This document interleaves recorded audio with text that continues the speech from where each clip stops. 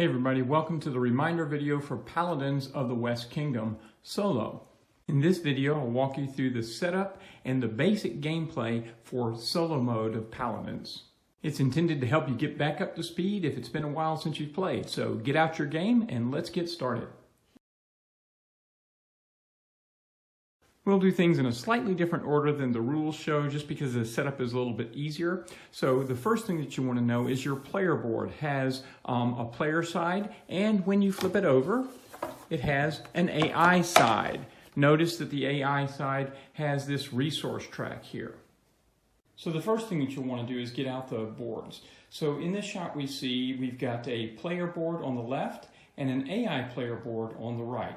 I like to separate them a little bit so that I can put townsfolk cards when I collect them in between the two boards. Above those, we see that we've got the main player board, which has two sections. I normally put them together, but I'm just showing you that little separation so that you see that it's composed of those two boards. So we then just join those main boards together so that you've got the King's Order and King's Favor cards on the left and all the resource locations on the right. During gameplay, you will be using Fortify cards and Outsider cards so that you want to have enough space so that they fit. Next, you want to shuffle all the Townfolk cards and place them in a draw deck to the left of the main player board. Then draw the top 5 cards and place them above the main left player board. Select one of the Townfolk's cards to recruit to your crew for free. Collect any of the instant rewards that the card shows and place the card next to your player board. Then move all Townfolk to the left, over to fill in the space, and draw another card to fill in the gap. Shuffle the wall cards and place them above this section on the main player board. For the solo game, place 5 coins in the tax supply area. Place the debt cards here, debt side up. Shuffle the suspicion cards and place them here to form a draw pile. Shuffle the outsider cards and place them here as a draw deck. Then draw the top 6 cards and reveal them and place them underneath the main board. For the main player board, place the workshops in this location, the monks here, the outposts here, and the jars here. Place the 3 attribute markers on space 0 in a stack. Gain 3 silver and 1 provision from the supply. There are 4 sets of 12 Paladin cards. Each set is exactly the same except for the background color. So if you look closely, it kind of has a different hue or tint to it. Pick one of the sets of Paladin cards, shuffle them, and place them to the left of your player board to form a draw pile. The rest of the Paladin cards are not needed in the solo game, so you can put them back in the box. For the AI board, put the resource marker on the leftmost spot of the resource track, then place the monks here, the outposts here, and the jars here. Place the attribute markers on the space 0 with influence on the bottom, faith in the middle, and strength on top. Get out the King's Order cards with a red seal and the King's Favor cards with a green seal. Shuffle the King's Order cards and we will use it to determine the difficulty. There are 3 levels of difficulty in the Paladins of the West Kingdom: easy, standard, and hard. If you're going to play with easy difficulty, reveal 1 card. If you're going to play with standard difficulty, reveal 3 cards. And if you're going to play in hard difficulty, reveal 5 cards. For each card revealed, we'll take a workshop and place it on the appropriate action space. So in this example, let's assume that we are trying to do standard difficulty and we revealed a commission, attack, and absolution cards. We would then place a workshop at the leftmost spot of the commission action, the attack action, and the absolve action. Now regather all of the King's Order cards, including the ones that you had previously revealed, and shuffle them. Take the top 3 and place them in the first 3 spots of the main board. The remaining King's Order cards will not be used in the rest of the game, so they can be put away, but do not look at them. Place a workshop on top of each of the King's Orders in the main board. Shuffle the King's Favor cards and draw the top 5 and place them on the main board. Like the King's Order cards, the remaining King's Favor cards will not be used, so they can be placed away, but don't look at them. I will prepare the scheme deck. remove the 5 King's Favor scheme cards and place them face up on top of the King's Favor spaces. Shuffle the remaining scheme cards and place them on this location of the AI board. Finally, shuffle the tavern cards and place them to the left of the main board to form a draw deck. You've now completed the setup and are ready to start playing the game. At the start of each round, you'll turn over either a King's Order card or the King's Favor card. In the solo game, you will have items on top of those cards. So, for example, in the first round, we will remove the Workshop and turn over the King's Order card. In this case, it's the Commission. We will then take the Workshop and place it on the AI board in the appropriate action spot. So, for example, for Commission, we place it right here, and that helps the AI to accomplish the King's Orders. Notice that at round 3, you'll actually turn over 2 cards, a King's Order card and a King's Favor card. In rounds 4 through 7, you do the King's Favor card. When you remove a King's Favor card from on the top of the main board, you will place it in the AI's scheme discard pile. That means that the AI scheme will then be able to do King's Favor actions. Next, reveal 2 tavern cards face up. Next, reveal the top 3 cards of the Paladin deck. Choose one of the cards to play in this area of your board. Choose another Paladin to go face down on the top of the deck so that it can be drawn next round, and take the third one and place it face down on the bottom of the deck. You should consider which tavern cards you might choose when choosing your Paladin. Collect 2 workers of the color identified by your card from the general supply and put them into your area. Next, select one of the tavern cards to be the workers that you will receive. For example, if we choose this card, I'll receive 1 blue, 1 white, and 2 black workers. If I chose this tavern card, I'd get 1 green, 1 purple, 1 blue, and 1 red. Add those workers to your supply. The AI doesn't gain workers to their supply from the tavern cards, but if the remaining tavern card has a purple worker, then the AI will collect suspicion cards. They collect 1 suspicion card for each purple worker. If the player chooses a card that has purple workers on it, the player also will get suspicion cards added to their area. 1 card per purple worker. Purple workers are called criminals, and that's why you gain a suspicion card whenever you gain a purple worker. The value of the purple worker is that they are a wild card type of worker, so that they can be placed on any worker spot. When you gain a suspicion card, turn it face up and place it in this area of your player board. It will have a number of coins listed on it that you will gain from the tax stand, either 0, 1, or 2. We'll then collect that many coins from the tax area. As the iconography shows on the AI player board, the AI does not collect provisions or coins of any kind. Instead, when they should be collecting a provision, for each provision or coin that they would collect, we move the resource marker 1 space to the right. If we get at the end, it wraps around to the beginning, and you will increase the lowest marker, either faith, strength, or influence, 1. After you have collected all your workers, the AI needs to collect their workers. They collect it based upon the number of the round. So they will get 1 worker for each round number. So in round 1, they get 1 worker, plus they will get an extra 3. So for the first round, they get 4 workers. Now the color of the worker does not matter for the AI because all of the workers are wild cards. And that's why the AI board shows all of the workers as being transparent. Now that you and the AI have chosen your workers, you can begin the action phase. So you, the player, will always go first.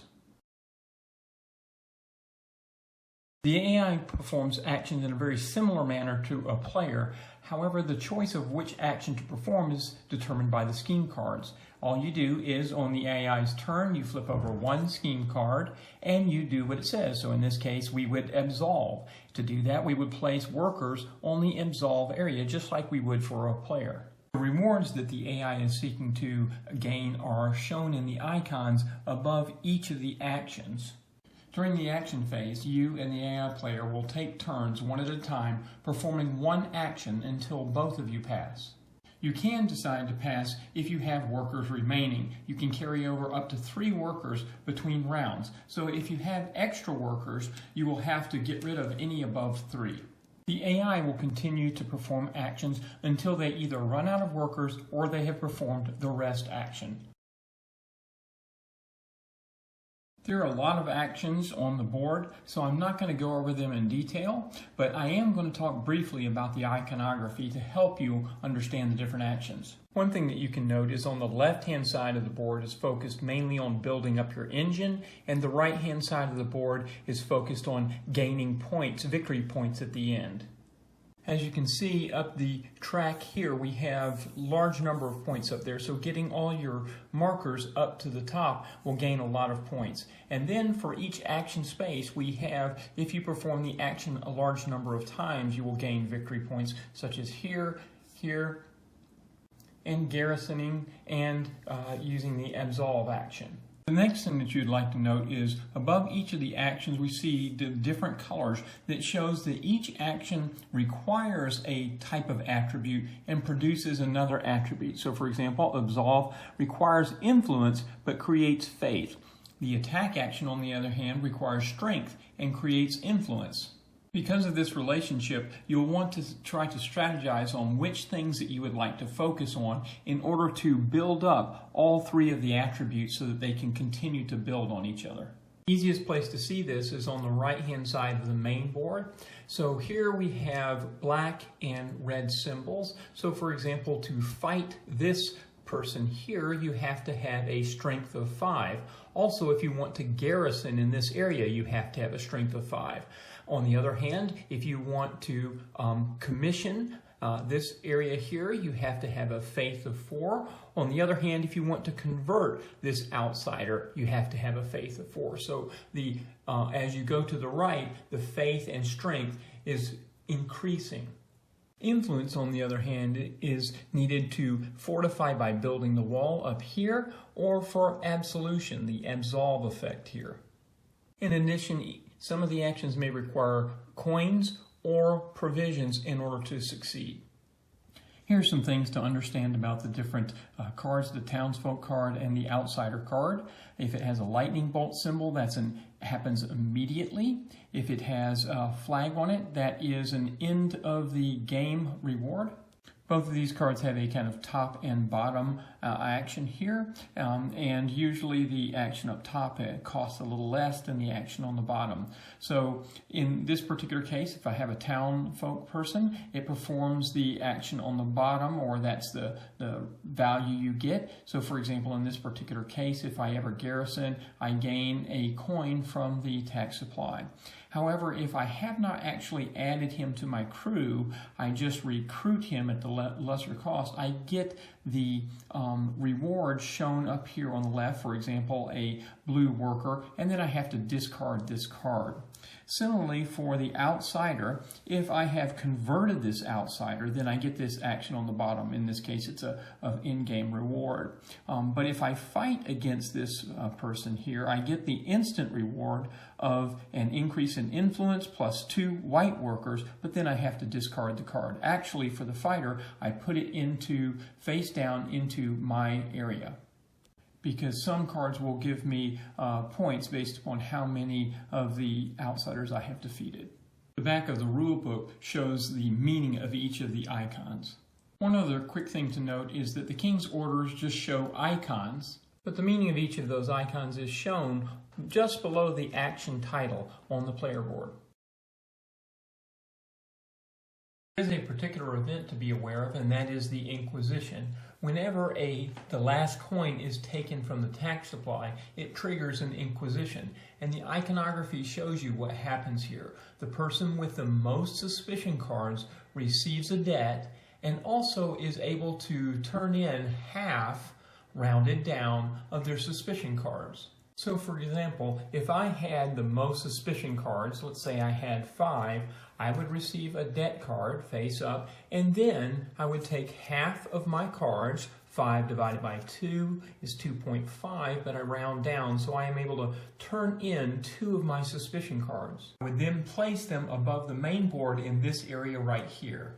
I would refill the tack stand with 5 coins because for the solo game we need 5 coins. There are a few special things to be aware of with respect to the AI. The first one is right here. If ever the AI is supposed to get rid of a suspicion card or get rid of a debt, and it can do neither, then it removes 1 coin from the tax supply. However, in this particular case, you do not advance the resource marker. The other important action to be aware of is the pray action for the AI. That's the only time that you will actually reshuffle the scheme cards. So when the pray action happens, you will remove all workers from the right side of the board. If there are no workers to remove from that right side, you will gain a worker. Then, after you have either gained or removed the workers, you will take all of the scheme cards and shuffle them together to form a new draw deck. So it is important to be aware that at the end of the round, you do not take the discard scheme cards and shuffle them back in to the main deck. If at any time the AI is trying to perform an action but cannot complete it, either because it doesn't have enough workers or because it doesn't have enough of a particular attribute, you will then try to do the action on the top left side of the AI board defined by the resource marker. So in this particular case, the resource marker is on the 3rd position, so it would try to do the trade action. If it cannot do that, it will then move to the right and try that action. It doesn't move the resource marker, it just tries the next action to the right. If it gets to the rest action, it has to be able to perform that because if it's already been performed, then the AI quits its turn, it passes. So this does show that the resource marker both allows the attributes to be increased or also allows you to determine what the AI will choose. If the AI is trying to recruit a townsfolk, then it will choose the townsfolk according to these green markers up top here. And again, if it can't recruit, it will move to the right. Now, in the case of townsfolk, if it reaches this end, it will wrap around and try the next one. But again, we are not moving the resource marker. For King's Favor actions, again, it starts, it picks the position shown by this green seal. And for trying to fight against outsiders, it chooses based upon this red tab on the bottom. So notice that there are 6 red tabs. Now we'll talk about the King's Order and King's Favor actions for the AI. When the King's Order action comes up, the AI will always try to take the rightmost revealed King's Order action, in this case commissioning, that it has not yet completed. So if it has not yet done 5 commissionings, then it will attempt to do that first. If the AI has completed the rightmost action, then it moves left and tries to complete the next King Order to the left. If all of the King's Orders have been completed, it will move back to the rightmost King's Order and try to perform that action again. If it cannot do that, it moves to the left and tries that action. If it cannot complete or perform any of the King's actions, it will then move to the top left of the AI board and try to do the trade action, for example, because the resource marker is in the 3rd space. For the King's Favor action, we attempt to resolve the King's Favor action indicated by the resource marker, and if it cannot, it moves to the right and wraps around. Again, the resource marker does not move. And if it can't perform any of the King's Favor actions, it goes back to the top of this board and tries to complete an action described by the resource marker. That is a very quick overview of the actions for both the player and the AI. They're described in detail for the player. That starts on page 13, and they have good examples. And for the AI, the actions are described in detail starting on page 30. So, when both players have completed all their turns, the first thing that you do is remove all workers from the player and AI board to the general supply. The AI has any leftover workers that return to the general supply. The player has any leftover workers, you can keep up to 3. Sure you remember to remove any workers from the king's favor cards. In the solo variant, you make sure that the rightmost 2 townsfolk spots are empty, and so you put those in the discard pile and move all cards over to the right and fill in from the left. Similarly, for outsiders, you will make sure that you remove the leftmost 2 spots and then shift all the outsider workers over from the right to the left and fill in from the right. Place all used tavern cards into a discard pile, although that could have been done earlier. Now you begin a new round. After 7 rounds, the game is over and you go to final scoring. Finally is in-game scoring, and that's described on page 24, where you can see each of the things that you count up. But in general, the easy way to think about it is all of these yellow flags all over the board are the points that you're adding up. Plus, if you've converted any of the outsiders, you will get victory points as described on the bottom of the cards. But don't forget to lose victory points for any debt cards that you haven't flipped over. And finally, here's a helpful tip for tracking your score that you can do. I just create a row of 10 numbers each and 10 rows so that we can score up to 100. And of course, if I go over 100, I can start back over at the beginning. But basically, I have them spaced out enough because I use my meeples to actually move through it. And so I just add and move my meeple around the points to add up my score. And of course, I do the same thing for other players or the AI, and so that we can easily compare at the end. So that's a quick reminder video of how to play Paladins of the West Kingdom solo. I hope you've enjoyed it, and I hope you enjoy playing Paladins.